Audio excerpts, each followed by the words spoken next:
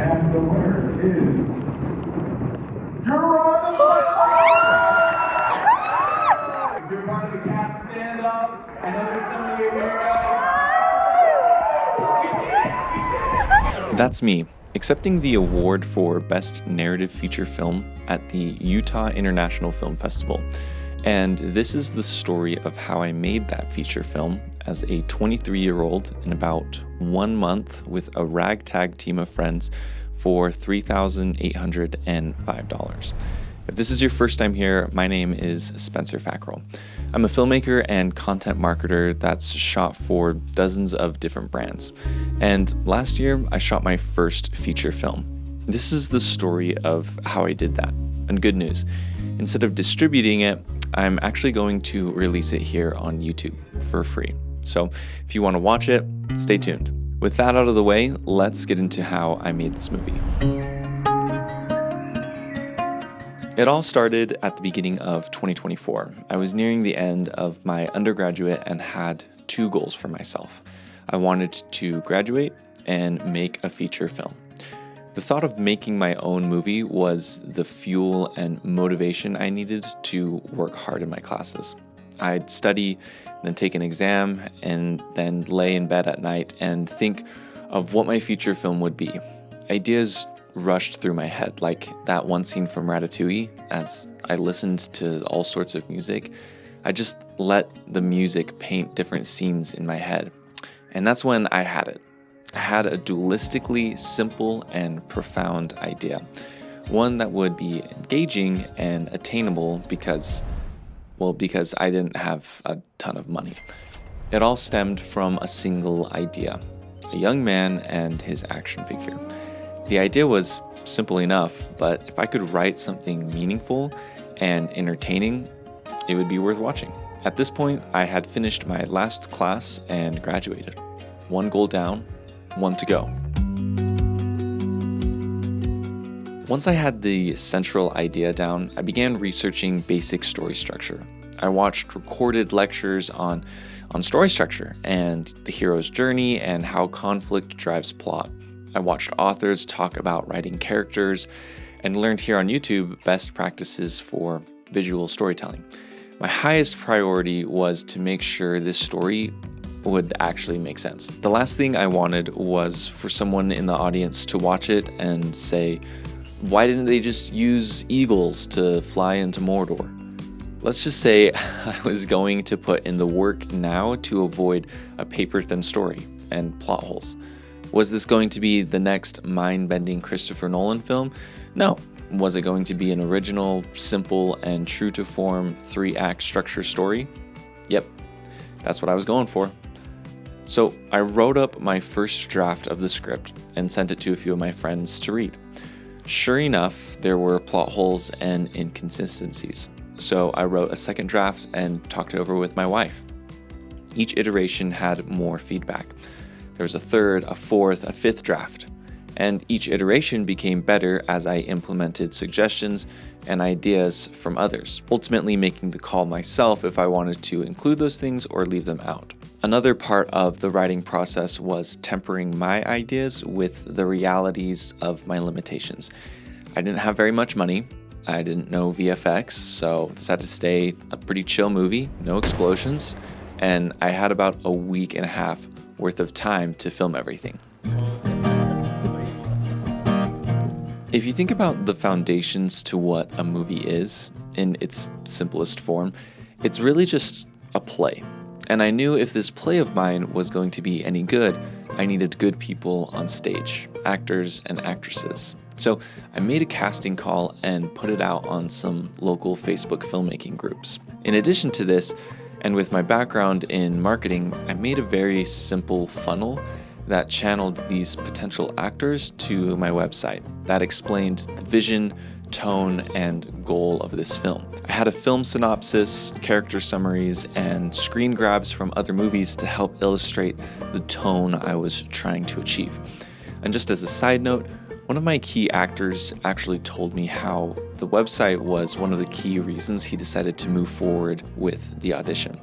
He said it not only gave him a better idea of what the movie would be about, but that because things were laid out in a way that felt legit and professional, he felt good about moving forward.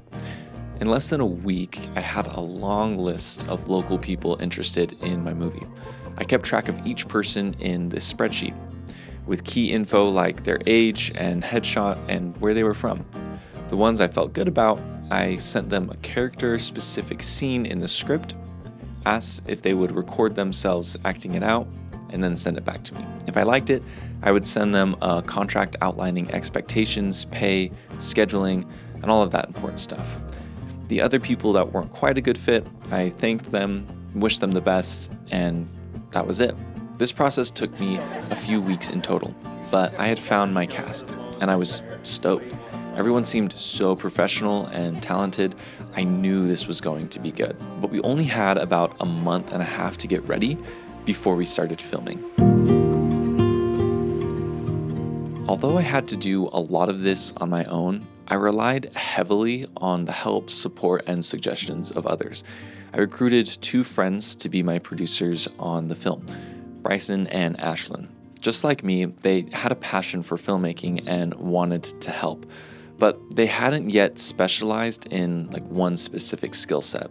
There wasn't one person for grip, one person for AC or sound. They were just eager to help.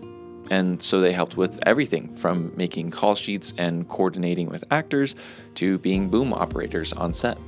Ashlyn invited one of her friends, Ari, to come help, and I asked friends and family to help however they'd like.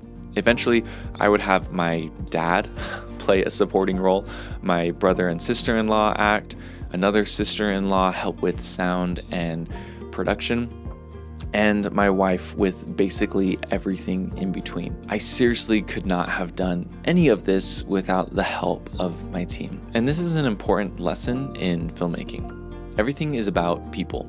When you respect and take care of others, they'll be more inclined to reciprocate those things to you.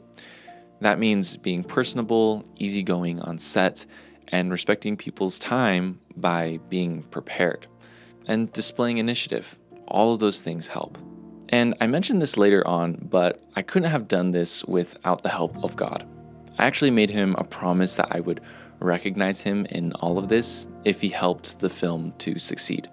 And boy, was it a success. The film was straightforward when it came to story, but there were a total of 6 locations we would need to use. A house, a cabin, a grocery store, a restaurant, a public rest stop, and the desert. I never realized how much work went into getting permission to film at different locations like these, so let me tell you a little bit about my experience. The house I actually found on Airbnb, which is honestly a miracle because most houses on Airbnb are about as furnished as the inside of a prison cell. But this was full of character and style. It was incredible. I was transparent with the owners and asked if we could film a little feature film there, and they were very kind to say yes.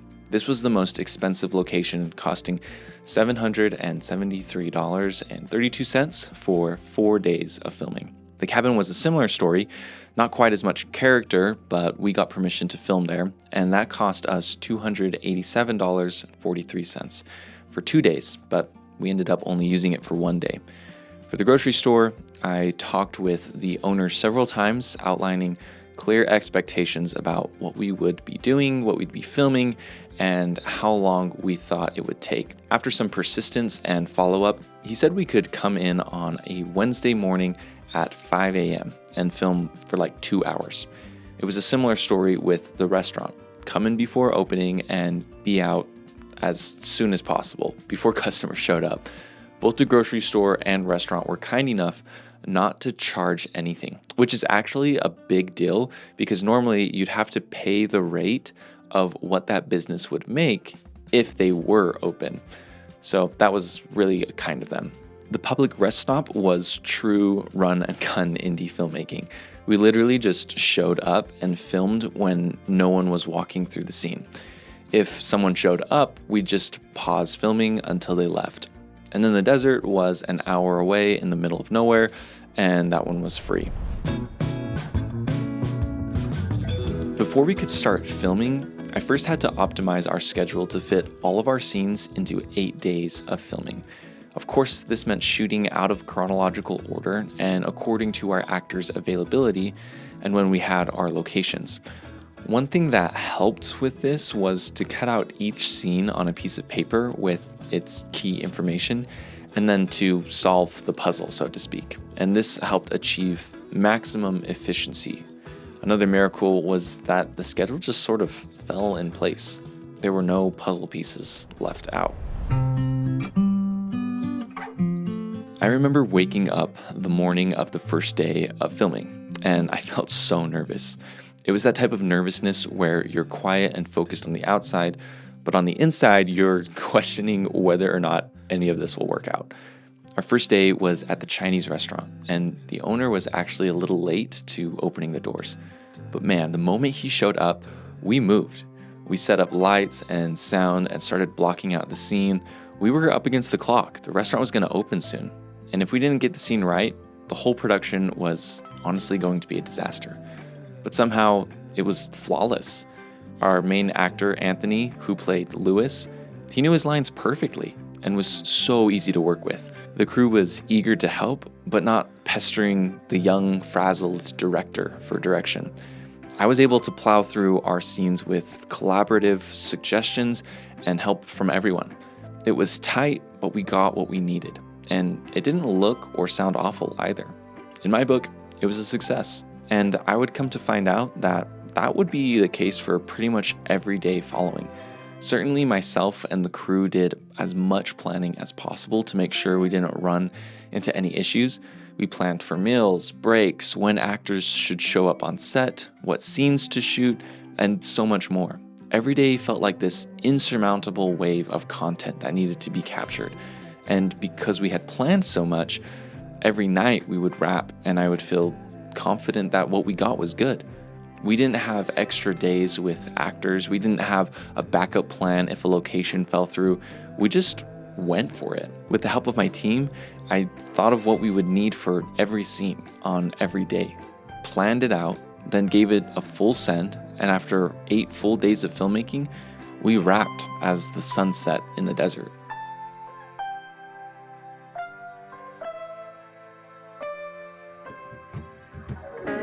We finished filming the first part of August, and it was my goal to have the film done in time to submit to Sundance, which submissions were due about a month from that time. I edited everything in DaVinci Resolve. Late nights and weekends were devoted to editing. It was an absolute grind. Eventually, I got my first cut done, and I would watch it on the TV with a notebook next to me. Everything that caught my eye, color inconsistencies between shots, the audio, pacing issues, whatever it was, I'd write it down, then I'd do another round of editing, and then I'd watch it again with my wife this time. We'd talk about it, I'd have another list of ideas, and then it was a third round of revisions. I sent it to my brother-in-law to watch, and he gave me some really sage-level wisdom. I was able to take those pointers and polish the film even more, refining it and tweaking it to be the best it could be. But at some point, like my incredibly supportive wife would remind me, you've just got to hang up your artwork. At some point, you've got to put down the brush and put it on display. I submitted my 65-minute feature film to 11 different festivals. Sundance was definitely the most expensive, but I also decided to submit it to some of the other local film festivals. After 3 months of waiting, I finally heard back from Sundance. I didn't get in. But thankfully, I got into some of those more local festivals, and honestly, I still felt optimistic about it all. The night of the premiere was in January at the Utah International Film Festival. This was also the first time my friends and cast would see the film. Long story short, everyone loved it.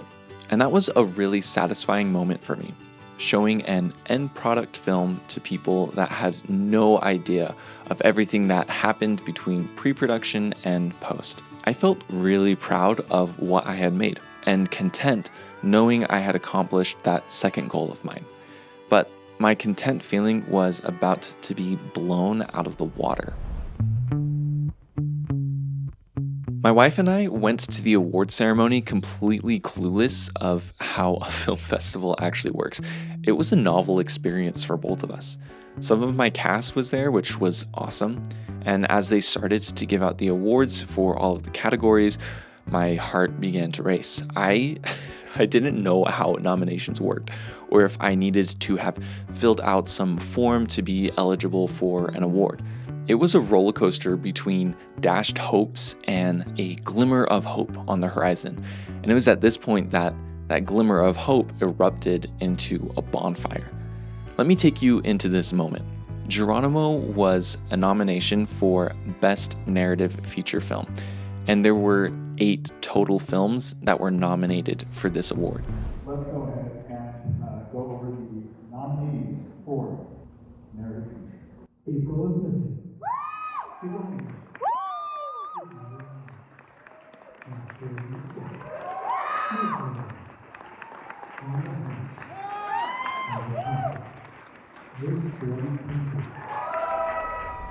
Some of the other films were clearly bigger productions than what Geronimo was. But that's when this happened. And the winner is Geronimo! I was in complete shock. Geronimo was Festival Choice, the best narrative feature. What an honor. But before I get carried away, let me get down from my high horse and say this. That award was a team win. It was the result of so many people going out of their way to help me chase my dreams. Yes, I wore pretty much every hat you could think of when it comes to making a film: producing, directing, filming, grip, lighting, editing, sound design, coloring, all of it. But at the end of the day, I didn't do it on my own. That award was a win for everyone involved with Geronimo. And I still feel so grateful for that. And let me just temper the story even further with another dose of humility. The other film festival Geronimo played in, we didn't win anything. Not third place, not second place, not runner-up, and nothing. And guess what? That's totally okay. Because honestly, I still feel like with the limitations I had, Geronimo was a complete success. I still accomplished my goal to make a feature film, a movie that was simple and authentic. The whole experience was more than I could have ever imagined. It lit this fire in me to keep making movies, to chase that elusive white rabbit while the day is still young. And maybe if I'm lucky, I'll catch that rabbit and get to make movies that are meaningful and entertaining and just true to the core of storytelling. I mean, that's what people want. This return to genuine, original storytelling. And I'll get there. That's what I want to do. That's where I want to get at the end of all of this. And if that's something that you want to as well, you can totally do that. You can totally get to that point.